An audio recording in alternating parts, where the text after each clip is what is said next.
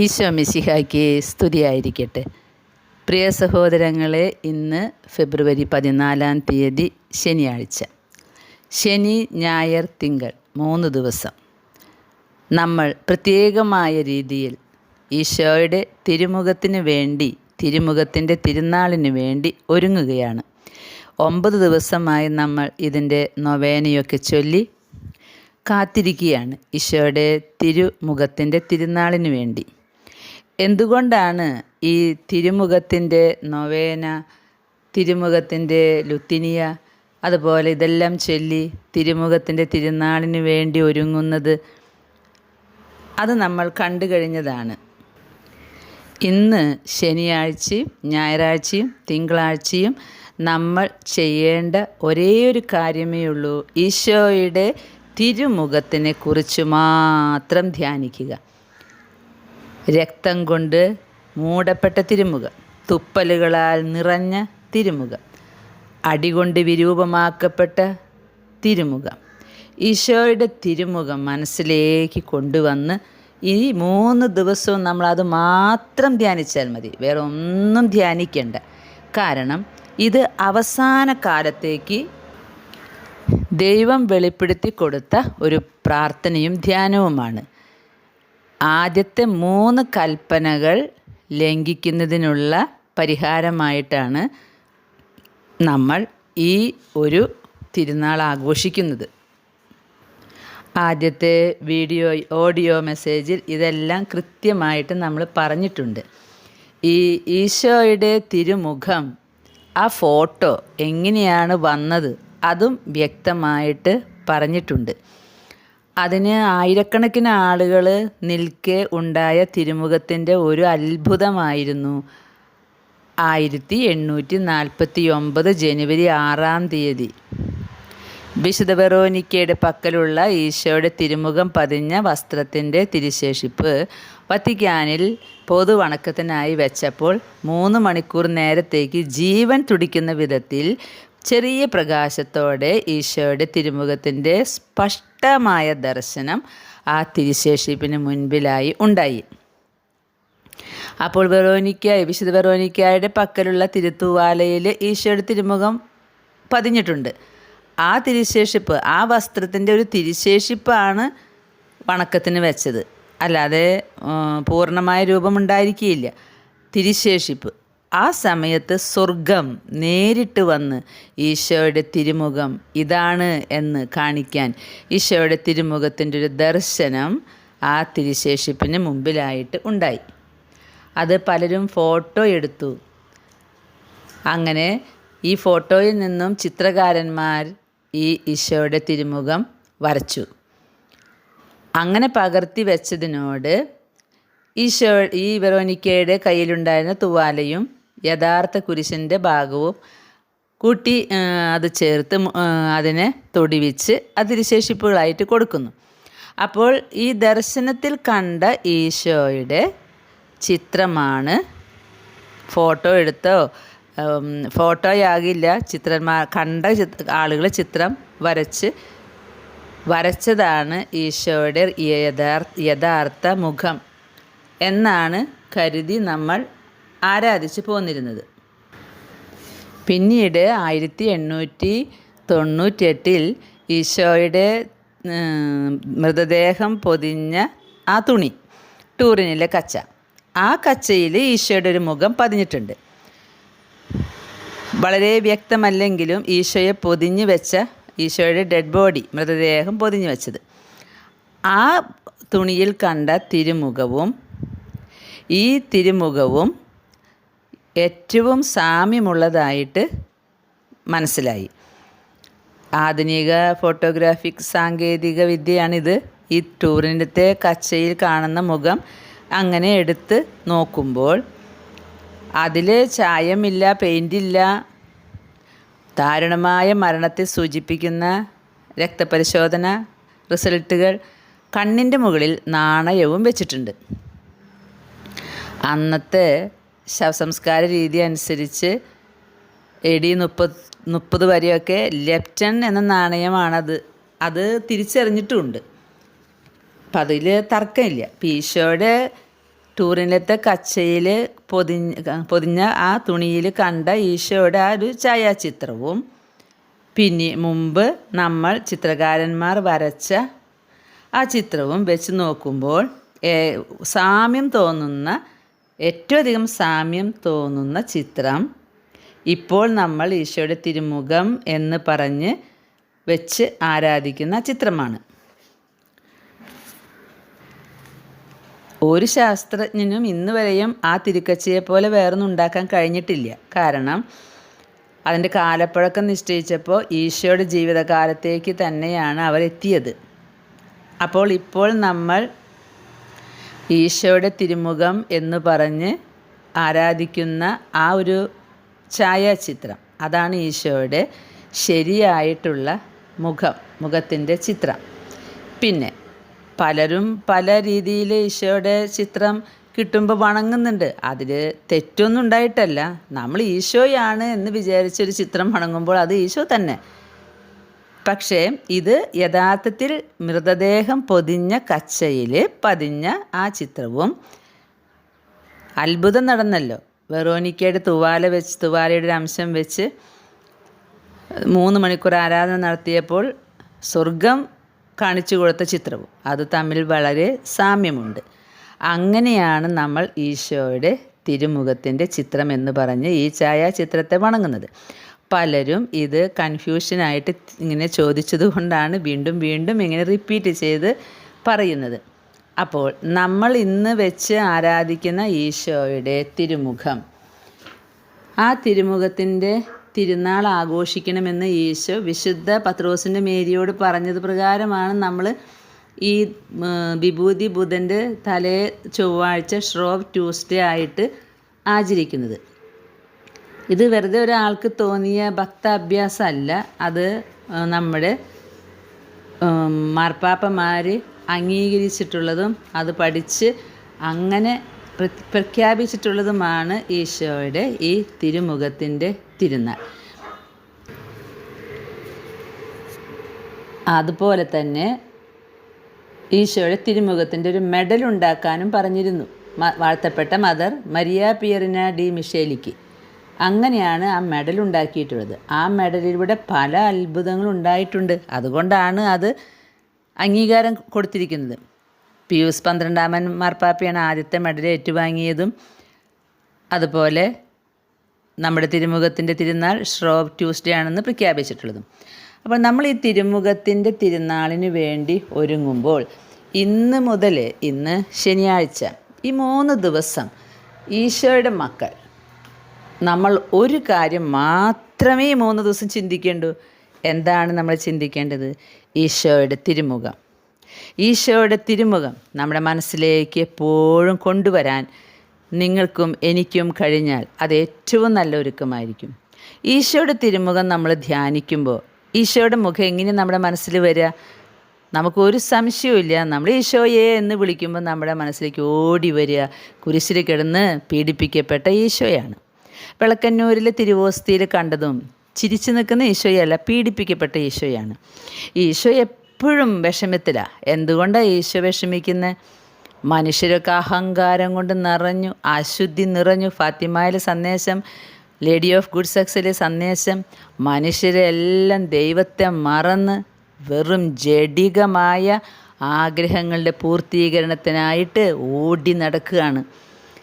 ഇത് സ്വന്തം അപ്പന് കണ്ട് സഹിക്കാൻ പറ്റുന്നില്ല.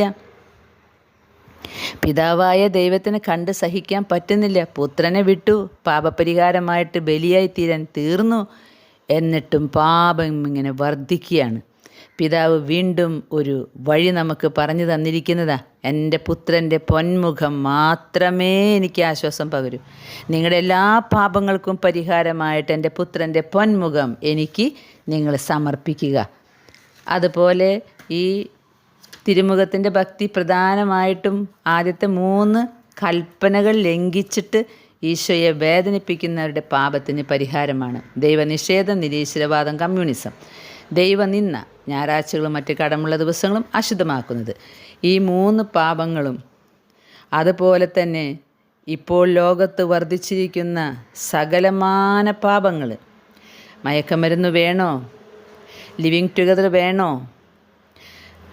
സ്വർഗം വേണോ?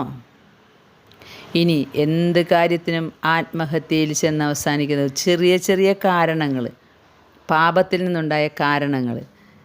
അങ്ങനെ പിതാവ് തന്ന ജീവനെ തിരിച്ചെടുക്കാൻ മനുഷ്യരെ പ്രേരിപ്പിക്കുന്ന തരത്തിൽ സാത്താൻ ഭൂമി മുഴുവൻ നിറഞ്ഞു കഴിഞ്ഞു. അവൻ്റെ അഹങ്കാരം കൊണ്ടാണ് ഇതെല്ലാം ചെയ്യിക്കുന്നത്. അപ്പോൾ അതിന് പരിഹാരമായിട്ടാണ് നമ്മൾ ഈ 3 ദിവസം നമ്മുടെ ഈശോയുടെ പൊന്മുഖം മനസ്സിൽ ധ്യാനിച്ച് ഈ 3 ദിവസം നമുക്ക് അങ്ങനെ കഴിയാം. എല്ലാം മാറ്റിവെക്കാം. നമുക്ക് പറ്റുമെങ്കിൽ നമ്മുടെ വീട്ടിലത്തെ ജോലികളും എന്തൊക്കെ കാര്യങ്ങൾ ചെയ്യുമ്പോഴും വല്ലാണ്ടുള്ള പരിപാടികളൊക്കെ ഒന്ന് മാറ്റിവെച്ച് ഈശോയുടെ പൊന്മുഖം നമുക്ക് മനസ്സിലേക്ക് കൊണ്ടുവരാം. പീഡിപ്പിക്കപ്പെട്ട ഈശോ, നമ്മൾ അതിന് വേണ്ടിയാണ് ഈ 9 ദിവസവും എങ്ങനെയാണ് ഒരുങ്ങേണ്ടത് എന്ന് പറഞ്ഞു തന്നിട്ടുണ്ടായിരുന്നു. ഈശോയുടെ തിരുനാളിന് ഒരുക്കമായിട്ടുള്ള നൊവേന, ആദ്യം സുവർണ ശരപ്രാർത്ഥന, സ്വർണ്ണ അമ്പ് പ്രാർത്ഥന, പിന്നെ ഈശോയുടെ തിരുമുഖത്തിൻ്റെ ലുത്തിനിയ. ഇതെല്ലാം നമുക്ക് ഇന്ന് മുതൽ, ഇന്നും നാളെയും മറ്റന്നാളും മുടക്കം കൂടാതെ ചെല്ലണം.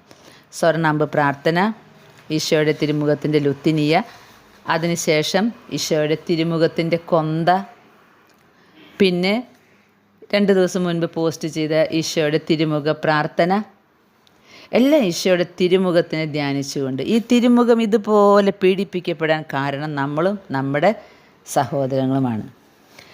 അപ്പോൾ നമുക്ക് ഈ പ്രാർത്ഥനകളൊക്കെ ഇന്ന് ശനി, ഞായർ, തിങ്കൾ ഈ 3 ദിവസവും ചൊല്ലണം. എന്നിട്ട് ഷ്രോവ് ട്യൂസ്ഡേയുടെ അന്ന് നമുക്ക് ലോകം മുഴുവനും ചെയ്യുന്ന പാപങ്ങൾക്ക് പരിഹാരമായിട്ട് ഈശോയുടെ തിരുമുഖം പിതാവായ ദൈവത്തിന് കാഴ്ചവെച്ച് മാപ്പാക്കണമേ, കരുണ കാണിക്കണമേ ലോകത്തോട് എന്ന് പ്രാർത്ഥിക്കാം. മനുഷ്യവർഗത്തിന് അന്ധകാരം നിറഞ്ഞ കാലഘട്ടത്തിൽ അനുഗ്രഹമായതാണ് ഈ തിരുമുഖ ഭക്തി. അപ്പോൾ ഈ തിരുമുഖത്തിൻ്റെ തിരുനാൾ ദിവസം വളരെ വളരെ പ്രധാനപ്പെട്ടതാണ്. മറ്റെല്ലാ തിരുനാളിനേക്കാളും പ്രധാനമുള്ളൊരു തിരുനാളാണ് വരാൻ പോകുന്ന ചൊവ്വാഴ്ച, ഷ്രോവ് ട്യൂസ്ഡേ. പ്രിയ സഹോദരങ്ങളെ, ഞാൻ കഴിഞ്ഞ വർഷം ഇതുപോലെ തിരുനാൾ ആഘോഷിച്ചപ്പോൾ ഈശോ ഒരു വലിയ അടയാളം എനിക്ക് തന്നു, ബാഹ്യമായിട്ട് തന്നെ. അത് ഈശോയുടെ തിരുമുഖത്തിനെ ധ്യാനിക്കാനോ അല്ലെങ്കിൽ ആത്മീയമായി ഒന്നുകൂടെ അടുക്കാനോ തടസ്സമായി നിൽക്കുന്ന ഒരു കാര്യം എന്നിൽ നിന്ന് എടുത്തു മാറ്റുന്നതാണ്. അല്ലെങ്കിൽ ഒരു വലിയ സഹനം ഈശോ തന്നു. നിങ്ങൾ കേട്ട് കാണും, ഈ എലിസബത്ത് സാൻഡോയുടെ ഡയറി ഞാൻ വായിച്ചു തന്നപ്പോൾ, സഹനം കൂടാതെ നമുക്ക് ഈശോയുടെ അടുത്തേക്ക് എത്താൻ പറ്റില്ല. സഹനം വേണം. സഹനമുണ്ടെങ്കിലേ നമുക്ക് ആത്മാക്കളെ നേടാൻ പറ്റുള്ളൂ. കാരണം നമ്മുടെയും അവരുടെയും പാപത്തിന് പരിഹാരമായിട്ട് ഈശോയുടെ പീഡകളോട് ചേർത്ത് പിതാവിന് കാഴ്ച കൊടുക്കാനുള്ളത് നമ്മുടെ സഹനാണ്. ഞാൻ അടിച്ചു പൊളിച്ചു നടന്നു, ഞാൻ ജീവിച്ചു, ഞാൻ യാത്ര ചെയ്തു എന്ന് പറഞ്ഞത് അത് പരിഹാരമാവില്ല. പരിഹാരമാവണമെങ്കിൽ സഹനം വേണം. അതുകൊണ്ട് എൻ്റെ പ്രിയ സഹോദരങ്ങളെ, ഞാനിപ്പോൾ വാട്സപ്പിൽ കുറേയേറെ പ്രശ്നങ്ങളെ കൈകാര്യം ചെയ്യുകയാണ്. എല്ലാവർക്കും എന്തുകൊണ്ടാണ് ഞങ്ങളുടെ ജീവിതത്തിൽ ഇങ്ങനെ സഹനം, എന്തുകൊണ്ടാണ് ഞങ്ങൾക്ക് ഇങ്ങനെ ഒരു ശോഷിച്ച അവസ്ഥ, എന്തുകൊണ്ടാണ് ഇത് ഇങ്ങനെ ഞങ്ങൾക്ക് ഇത്ര പറഞ്ഞിട്ടും മനസ്സിലാവുന്നില്ല. നമ്മുടെ ജീവിതത്തിൽ അടിക്കടി സഹനം വരുന്നുണ്ടെങ്കിൽ ആരെങ്കിലും എന്തെങ്കിലും പറഞ്ഞോട്ടെ. ചിലർ പറയും കുറേ പ്രാർത്ഥിച്ചിട്ടാ, ഈ ജപമാല ചൊല്ലിയത് കൊണ്ടാ, ശുദ്ധീകരാത്മാക്കൾക്ക് വേണ്ടി പ്രാർത്ഥിച്ചിട്ടാ, ഇങ്ങനെ ഒന്നുമല്ല. ഈശോ സ്നേഹിക്കുന്നവർക്കാണ് സഹനം തരിക, ഈശോയുടെ പോലെയാക്കാൻ. ഈ ജീവിതം മിഥ്യയല്ലേ, എന്നായാലും ഒരു ദിവസം നമ്മൾ മരിക്കും. എത്ര വലിയവനായാലും എത്ര പണം ഉണ്ടെങ്കിലും എത്ര ചതിച്ചും വഞ്ചിച്ചും നേടിയാലും മോനെ പോരെ എന്ന് പറഞ്ഞ പോണം. ആരും ഇതുവരെ മരിക്കാതിരുന്നിട്ടില്ല. പക്ഷേ മരണത്തിന് ശേഷം പിതാവുമൊത്തുള്ളൊരു ജീവിതമുണ്ട്. അത് ഓരോ വിശുദ്ധർക്കും കാണിച്ചു കൊടുത്തിട്ടുണ്ട്. എലിസബത്ത് സാൻഡോയ്ക്കും കാണിച്ചു കൊടുത്തിട്ടുണ്ട്. ആ ഒരു ജീവിതം, നിത്യമായ ജീവിതം. അല്ലാതെ ഈ ലോകം അങ്ങനെ അവസാനിക്കൊന്നുമില്ല. അങ്ങനെ അവസാനിച്ചാൽ അതിലെന്താ ഒരു നീതിയുള്ളത്? കുറേ പേര് പാവങ്ങൾ, കുറേ പേര് പണക്കാർ, കുറേ പേര് അടിച്ചു പൊളിച്ച് ജീവിച്ചു, കുറേ പേര് ദാരിദ്ര്യത്തിൽ ജീവിച്ചു. അപ്പോൾ അവർക്കൊരു സന്തോഷം വേണ്ടേ? എല്ലാവർക്കും തക്ക പ്രതിഫലം കിട്ടി ഒന്നിച്ച് വസിക്കുന്നൊരു ഭൂമുഖം വരും. അതാണ് പിതാവിനോടൊത്തുള്ള നിത്യമായ ജീവിതം. അപ്പോൾ അതുകൊണ്ട് നമുക്ക് ഈ ദിവസങ്ങളിൽ എന്തിനാണ് നമ്മൾ കഷ്ടപ്പെട്ട് ഇങ്ങനെ ഈശോയുടെ തിരുമുഖത്തിനെ ധ്യാനിക്കുന്നത്? എന്തിനങ്ങനെ ധ്യാനിക്കണേ? ഈ ധ്യാനിക്കുന്നത് പാപപരിഹാരമാണ് കേട്ടോ. ഈശോയുടെ പീഡിപ്പിക്കപ്പെട്ട തിരുമുഖം ധ്യാനിക്കുക. രക്തമൊലിക്കുന്ന മുഖം, ഒരൊറ്റ കണ്ണടിച്ച് ആ കണ്ണിങ്ങനെ വീർത്ത് പല്ലുകളൊക്കെ ഊരിപ്പോയിട്ട് അങ്ങനെ നിൽക്കുന്ന ഈശോയുടെ മുഖം. എന്തിനു വേണ്ടിയാ ഈശോ എങ്ങനെ പീഡിപ്പിക്കപ്പെട്ട്? നമ്മുടെ വാക്ക്, നമ്മുടെ പ്രവൃത്തികൾ മൂലം ഉണ്ടായിട്ടുള്ള പാപം മൂലം പിതാവിന് ദേഷ്യം വന്നപ്പോൾ നമ്മളെ പറുദീസയിൽ പുറത്താക്കിയപ്പോൾ ആ പിതാവുമായിട്ടുള്ള ബന്ധം കൂട്ടിച്ചേർക്കാൻ പുത്രൻ വന്നതാ പീഡനങ്ങൾ ഏറ്റുവാങ്ങാൻ. അപ്പം അങ്ങനെ പീഡിപ്പിക്കപ്പെട്ടിരുന്ന ഈശോയുടെ പീഡനങ്ങളോട് ചേർത്ത് ഞങ്ങളും ഞങ്ങളുടെ സഹനങ്ങൾ കാഴ്ചവെക്കണു പിതാവേ എന്ന് പറയാനായിട്ട് പിതാവ് പറയുന്നു, നിങ്ങളുടെ സഹനങ്ങൾ കാഴ്ചവെക്കുമ്പോൾ നിങ്ങളുടെ ഹൃദയത്തിൽ എൻ്റെ പുത്രൻ്റെ മുഖമുണ്ടാകണം. ആ മുഖമായിരിക്കണം സഹോദരങ്ങളെ ഈ 3 ദിവസം നമ്മളെ നയിക്കേണ്ടത്. എല്ലാ ദിവസവും ഈശോയുടെ തിരുമുഖം തന്നെയാണ് നമ്മളെ നയിക്കേണ്ടത്. പക്ഷേ ഈ 9 ദിവസത്തെ പ്രത്യേക ഒരുക്കമായിരുന്നു. അതിലിനി 3 ദിവസത്തെ ഒരുക്കം, 1, 3, 9 ഈ ദിവസങ്ങൾക്കൊക്കെ പ്രത്യേകതകളുണ്ട്. ഇനിയുള്ള 3 ദിവസം, ഇന്നും നാളെയും മറ്റന്നാളും ഈശോയുടെ പൊന്മുഖം മാത്രം ധ്യാനിക്കാനുള്ള കൃപ തരണമേ എന്ന് നമുക്ക് പ്രാർത്ഥിക്കാം. കർത്താവേ, നിൻ്റെ മുഖം ഞങ്ങൾക്ക് കാണിച്ചു തരിക, ഞങ്ങൾ രക്ഷിക്കപ്പെടും. ഈ ഓഡിയോ ഞാൻ എടുത്തുകൊണ്ടിരിക്കുമ്പോൾ, അതുപോലെ ഇതിൻ്റെ പ്രാർത്ഥനകളുടെ പ്രിൻ്റ് എടുത്ത് വന്നപ്പോൾ, പ്രിയ സഹോദരങ്ങളെ, നിങ്ങൾ കേട്ടാൽ വിശ്വസിക്കില്ല, ഞാൻ നിങ്ങളോട് വിശ്വസിക്കണമെന്ന് പറയില്ല. പക്ഷേ എൻ്റെ ചുറ്റും നിൽക്കുന്നവർക്ക് അത് മനസ്സിലായിരുന്നു. ഇതിൻ്റെ പ്രിൻ്റ് എടുത്ത് വന്ന് ഞാനിത് പറയാൻ തുടങ്ങിയപ്പോൾ ഈശോ എനിക്കൊരു അടയാളം കാണിച്ചു തന്നു. പനിനീർ പുഷ്പങ്ങളുടെ സ്വർഗീയമായ ഒരു പരിമളം. ഈ പ്രാർത്ഥനയെ എതിർക്കുന്നവർ പറയും ആ അമ്മാമ്മയുടെ വീട്ടിൽ സ്പ്രേ അടിച്ചിട്ടുണ്ടെന്ന്. പറഞ്ഞോട്ടെ, കുഴപ്പമില്ല, അങ്ങനെ ചെയ്യുന്നവരും ഉണ്ട്. ഞാൻ എൻ്റെ നഗ്ന നേത്രങ്ങൾ കൊണ്ട് കണ്ടിട്ടുണ്ട്. അതുകൊണ്ട് ഇന്ന് സത്യത്തിന് വിലയില്ല. ഞാനിത് നിങ്ങളോട് പങ്കുവെച്ചത്, നിങ്ങൾ ആത്മാർത്ഥമായിട്ട് ഈശോയുടെ തിരുമുഖം ധ്യാനിക്കുക. എതിര് പറയുന്നവരും നമ്മളെ അപവാദം പറയുന്നവരും പരിഹസിക്കുന്നവരും ഒരു ഭാഗത്തോട് പരിഹസിച്ചോട്ടെ, നമുക്കൊരു കുഴപ്പമില്ല. നമ്മളിപ്പോൾ ശ്രദ്ധ കൊടുക്കുന്നത് നമ്മുടെ കർത്താവിൻ്റെ പൊന്മുഖം എൻ്റെ ഹൃദയത്തിൽ പതിക്കണം. അതിനുള്ള കൃപ തരണമേ എന്ന് നമുക്ക് പ്രാർത്ഥിക്കാം. ഈശോയുടെ തിരുമുഖത്തോടുള്ള ഈ പരിഹാര ഭക്തിചര്യ എന്നാണ് പറഞ്ഞിരിക്കുന്നത് പോപ്പ് പയസ് 9. ഈശോയുടെ തിരുമുഖത്തോട് ധ്യാനിച്ച് നമ്മൾ എന്ത് ചെയ്യുന്നോ അതെല്ലാം പരിഹാരമാണ് കേട്ടോ. ഈശോയുടെ തിരുമുഖത്തിൻ്റെ ആ പീഡനങ്ങൾ ഓർത്ത് നമ്മൾ ചെയ്യുന്നതെന്തും പരിഹാരമാണ്. പരിഹാരം, ആധുനിക ലോകത്തിൻ്റെ പരിഹാരം, പാപത്തിൻ്റെ പരിഹാരം. പിയൂസ് 9 മാർപ്പാപ്പ പറഞ്ഞെന്താണിത്? ഈശോയുടെ തിരുമുഖത്തോടുള്ള ഈ പരിഹാര ഭക്തിചര്യ ആധുനിക സമൂഹത്തെ രക്ഷിക്കാൻ ഉദ്ദേശിച്ചിട്ടുള്ള ഒരു ദൈവീക പ്രവൃത്തിയാണ്. പശ്ചിമ ആഫ്രിക്കയിലെ ബെനിനിൽ നിന്നുള്ള പ്രവചനം. അതിൽ നിത്യപിതാവ് പറയുകയാണ്, എൻ്റെ മക്കളെ, മനുഷ്യവംശത്തിൻ്റെ മേൽ വരാനിരിക്കുന്ന ഭയാനകമായ ശിക്ഷയുടെ സമയത്ത് തിരുമുഖം വളരെ ആശ്വാസകരമാകും. കണ്ണുനീർ തുടയ്ക്കുന്നുള്ളൊരു തൂവാലയായിരിക്കും നിങ്ങളുടെ ഈ ഭക്തി. ഇത് വെറുതെ ചെയ്യുന്നതല്ല.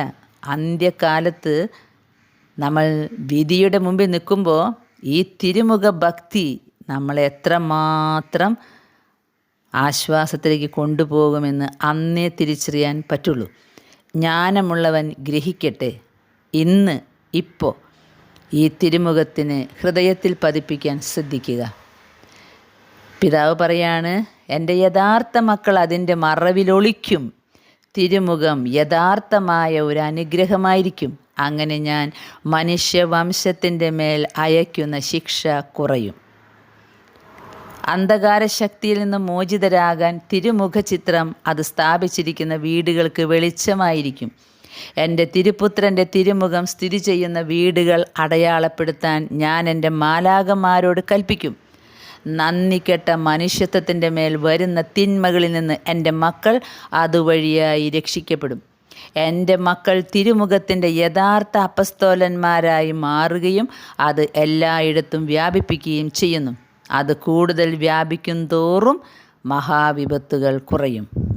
പ്രിയ സഹോദരങ്ങളെ, അന്ത്യകാലത്ത് അവസാന വിധിക്ക് നമ്മളെ ഒരുക്കാൻ പിതാവ് തന്നിട്ടുള്ള അവസാനത്തെ മാർഗമാണ് ഈശോയുടെ തിരുമുഖം. ഈ തിരുമുഖത്തിനെ മാത്രം ഈ 3 ദിവസം ധ്യാനിക്കാം. നമ്മുടെ ഈശോയുടെ മുഖം, നമ്മുടെ ദൈവത്തിൻ്റെ മുഖം നമ്മുടെ ഹൃദയത്തിൽ പതിപ്പിക്കാം. ഈശോ പറയുന്നു, എൻ്റെ അതിവിശുദ്ധമായ തിരുമുഖം സ്വർഗസ്ഥനായ പിതാവിന് എപ്പോഴും സമർപ്പിക്കുക. നടക്കുമ്പോഴും ഇരിക്കുമ്പോഴും ഉറങ്ങുമ്പോഴും ഒക്കെ കർത്താവേ, എൻ്റെ പാപങ്ങൾക്ക് പരിഹാരമായിട്ട് പിതാവേ ഈശോയുടെ തിരുമുഖം സമർപ്പിക്കുന്നു. അങ്ങനെ പിതാവ് നിങ്ങളോട് കരുണ കാണിക്കും. എൻ്റെ തിരുമുഖത്തെ ബഹുമാനിക്കണമെന്നും നിങ്ങളുടെ വീടുകളിൽ തിരുമുഖത്തിനൊരു ബഹുമാന്യമായ സ്ഥാനം നൽകണമെന്നും ഞാൻ നിങ്ങളോട് അപേക്ഷിക്കുന്നു. അങ്ങനെ സ്വർഗസ്ഥനായ പിതാവ് നിങ്ങളെ സമൃദ്ധമായി അനുഗ്രഹിക്കുകയും നിങ്ങളുടെ പാപങ്ങൾ ക്ഷമിക്കുകയും ചെയ്യും. എൻ്റെ പ്രിയപ്പെട്ട മക്കളെ, എല്ലാ ദിവസവും നിങ്ങളുടെ വീടുകളിൽ യേശുവിൻ്റെ തിരുമുഖത്തോട് ഒരു ചെറിയ പ്രാർത്ഥന ചൊല്ലുന്നത് ഉറപ്പാക്കുക. എല്ലാ ദിവസവും ഈശോയുടെ തിരുമുഖത്തോട് ഒരു ചെറിയ പ്രാർത്ഥന ചൊല്ലണം. നമ്മൾ രാവിലെ എഴുന്നേൽക്കുമ്പോൾ ഇങ്ങനെ പറയണം: ഈശോയുടെ തിരുമുഖത്തിന് സ്തുതിയായിരിക്കട്ടെ. ഈശോയുടെ തിരുമുഖത്തിനെ നമ്മൾ എപ്പോഴും ഓർക്കണം. ഉറങ്ങുമ്പോഴും നമ്മൾ പറയണം: ഈശോയുടെ തിരുമുഖത്തിന് സ്തുതി ഉണ്ടാകട്ടെ. ഈശോയുടെ തിരുമുഖത്തിൻ്റെ അനുഗ്രഹം ചോദിക്കണം. അങ്ങനെ നമ്മൾ നമ്മുടെ സ്വർഗീയ മാതൃരാജ്യത്തിൽ സന്തോഷത്തോടെ എത്തിച്ചേരും. അതിവിശുദ്ധമായ തിരുമുഖത്തോട് പ്രത്യേക സ്നേഹമുള്ള എല്ലാവരും അപകടങ്ങളിലും ദുരന്തങ്ങളിലും ആശ്വസിപ്പിക്കപ്പെടുമെന്ന് ഞാൻ നിങ്ങൾക്ക് ഉറപ്പ് നൽകുന്നു. ഇന്ന് നമുക്ക് നമ്മുടെ ഈ ഭക്തകൃത്യം തുടങ്ങാം. ഈശോയുടെ തിരുമുഖത്തിന് മനസ്സിൽ പതിപ്പിക്കാം. വേറെ ബിസിനസ്സുകളൊക്കെ അവിടെ നടക്കട്ടെ. പണിയൊന്നും ചെയ്യാതെ വീട്ടിലിരിക്കണമെന്നല്ല പറഞ്ഞത്. ചോറും കറിയും വയ്ക്കാതെ ഈശോയുടെ തിരുമുഖം ധ്യാനിച്ചിരിക്കുകയായിരുന്നു ഞാനെന്ന് പറയരുത്. എല്ലാ പണികളും നിങ്ങളുടെ അനുദിന ജീവിതചര്യയ്ക്ക് ഒരു മാറ്റവും കൂടാതെ എല്ലാം ജോലികൾ ചെയ്യുക. ഒപ്പം ഈശോയുടെ പൊന്മുഖം നമ്മുടെ ഹൃദയത്തിൽ പതിപ്പിച്ച് വയ്ക്കുക. പിതാവിനോട് പറയുക: മാപ്പാക്കണമേ, ഈ ലോകത്തോട് കരുണ കാണിക്കണമേ. ഈശോയുടെ പൊന്മുഖം ഞങ്ങളിതാ കാഴ്ചയായിട്ട് സമർപ്പിക്കുന്നു. ഇന്ന് ശനിയാഴ്ച, നാളെ ഞായർ, മറ്റന്നാൾ തിങ്കളാഴ്ച, ഈ 3 ദിവസവും നമുക്ക് ഓരോ ധ്യാനങ്ങളിലൂടെ ഈശോയുടെ തിരുമുഖം മനസ്സിൽ ധ്യാനിപ്പിച്ച് നമുക്ക് പതിപ്പിച്ച് വയ്ക്കണം. നമ്മുടെ ഈശോയുടെ പൊന്മുഖം, നമുക്ക് വേണ്ടി പീഡകൾ സഹിച്ച ഈശോയുടെ പൊന്മുഖം. ഒരൊറ്റ അടി അടിച്ചപ്പോൾ വലത്തുകണ്ണ് പോന്നു, ഒരൊറ്റ അടി അടിച്ചപ്പോൾ പല്ല് പോയി. മുൾമുടി അങ്ങോട്ട് സെറ്റപ്പ് ചെയ്തപ്പോൾ തിരുരക്തം ധാരധാരയായിട്ട് തിരുമുഖത്തിലൂടെ ഒഴുകിയിറങ്ങി. മിണ്ടിയില്ല, ഞാൻ ദൈവമാണെന്ന് പറഞ്ഞില്ല. ഒരൊറ്റ സെക്കൻഡ് മതിയായിരുന്നു അടിച്ച കൈകൾ കത്തിക്കരിച്ച് കളയാൻ. പക്ഷെ മിണ്ടിയില്ല. ഒരു വിഡ്ഢിയെപ്പോലെ, ഒന്നും കഴിവില്ലാത്തവനെ പോലെ യഥാർത്ഥ എളിമയുടെ പ്രതിരൂപമായിട്ട് 2 കൈയും കെട്ടി ഒരു പാപിയുടെ പോലെ തല കുമ്പിട്ട് നിന്ന് നമ്മുടെ ഈശോ, നമ്മുടെ ഈശോയുടെ മുഖം നമ്മുടെ മനസ്സിൽ ഇന്ന് പതിപ്പിക്കാം. ഇന്ന്, നാളെ, മറ്റന്നാൾ ഈശോയുടെ തിരുമുഖത്തോട് കൂടെയായിരിക്കാം. നമുക്ക് ഈശോയുടെ തിരുമുഖത്തോട് സംസാരിക്കാം. ചെടി നനയ്ക്കുമ്പോഴും, സാമ്പാർ കറി വയ്ക്കുമ്പോഴും, ഇറച്ചിക്കറി വയ്ക്കുമ്പോഴും, യാത്ര ചെയ്യുമ്പോഴും, കുളിക്കുമ്പോഴും, കിടക്കുമ്പോഴും, ഉറങ്ങുമ്പോഴും ഈശോയുടെ തിരുമുഖമേ, എൻ്റെ കൂടെയില്ലേ നീ? ഈശോയുടെ പൊന്മുഖമേ, നീ എന്നെ നോക്കുന്നില്ലേ? ഞാൻ പാപിയാണ് കേട്ടോ. എപ്പോഴും പാപം ചെയ്യാൻ പ്രേരണയുള്ളവളാണ് ഞാൻ. ഈശോയുടെ പൊന്മുഖമേ, എന്നെ ഈ തിന്മയിൽ നിന്ന് രക്ഷിക്കണമേ. നീ എൻ്റെ കൂടെ ഉണ്ടാകണമേ, വിട്ടു പോകല്ലേ കർത്താവേ. എമ്മാവസിലേക്ക് പോയി ശിഷ്യന്മാർ ഈശോ കൂടെ നടന്നിട്ട് തിരിച്ചറിഞ്ഞില്ലേ സഹോദരങ്ങളെ? അതുപോലെയാണ് നമ്മൾ. ഞാൻ നമ്മൾ എന്ന് പറയുന്നില്ല. ഞാൻ ഈശോ ഉണ്ടായിട്ടും ഈശോ എവിടെയും ചോദിക്കും. പാപികളായതുകൊണ്ടാണ്. നമ്മൾ ഈശോനെ കാണുന്നില്ലെന്നേ ഉള്ളൂ. ഈശോ നമ്മുടെ കൂടെയുണ്ട്. നമ്മളാണ് കൈവിട്ട് പോണേ, ഈശോ നമ്മുടെ കൈവിട്ട് പോണില്ല. ഇതൊന്നും മനസ്സിലാക്കില്ല നമ്മൾ പാപികൾ. എന്നിട്ട് ചോദിക്കും, ഈശോ അടയാളം തന്നില്ലല്ലോ, എന്താ അവർക്കൊക്കെ അടയാളം കൊടുത്തല്ലോ, എനിക്കെന്താ അടയാളം തന്നില്ലല്ലോ, അതെന്താ അങ്ങനെ, ഇതെന്താ ഇങ്ങനെ, എന്താ ഈശോ എനിക്ക് മാത്രം ഇങ്ങനെ സഹനം തരണേ?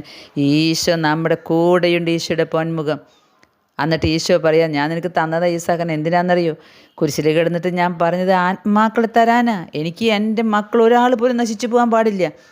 അതിന് പിതാവിൻ്റെ അടുത്ത് സഹനം വേണം, എൻ്റെ സഹനത്തോടൊപ്പം ചേർക്കാൻ. ആ സഹനം കിട്ടാനാണ് നിൻ്റെ ജീവിതത്തിൽ ഞാൻ ഈ സഹനം തന്നേക്കണത്. അപ്പം ഈ സഹനത്തിന് വേണ്ടി നീ ഓടി നടക്കാണ്ട് എൻ്റെ ഈശോ തന്ന സഹന ഞാൻ സഹിക്കട്ടെ. പ്രിയ കൂട്ടുകാരെ, നമ്മുടെ കൂടെ നിൽക്കുന്ന ഈശോ, നമ്മുടെ ഹൃദയത്തിലേക്കൊന്ന് ചാടിക്കയറാൻ കാത്തു നിൽക്കുന്ന നമ്മുടെ കർത്താവ്. തുറന്നിട്ട് കൊടുക്കാൻ നമ്മുടെ ഹൃദയം.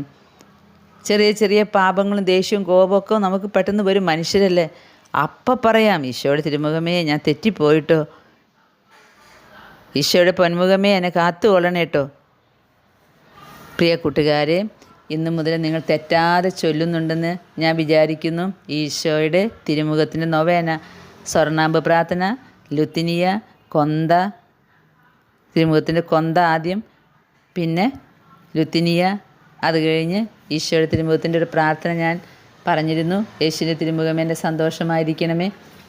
അതിനുശേഷം നമ്മൾ ഇന്നത്തെ ധ്യാനത്തിൽ കണ്ടു ഈശോയുടെ തിരുമുഖത്തിനെ കുറിച്ച് പിതാവായ ദൈവം തന്ന വെളിപ്പെടുത്തലുകൾ എല്ലാം വായിച്ച് ഈശോയുടെ തിരുമുഖത്തിനെ നമുക്ക് കൊണ്ട് നടക്കാം. ഈ 3 ദിവസം ഒരു മിനിറ്റ് പോലും നഷ്ടപ്പെടുത്താതെ നമുക്ക് ഈശോയെ കൊണ്ട് നടക്കാം, ഈശോയോടൊപ്പമായിരിക്കാം. ഈശോയുടെ പൊന്മുഖം നമ്മുടെ ഹൃദയത്തിൽ പതിയട്ടെ എന്ന് പ്രാർത്ഥിച്ചുകൊണ്ട് ആമേൻ.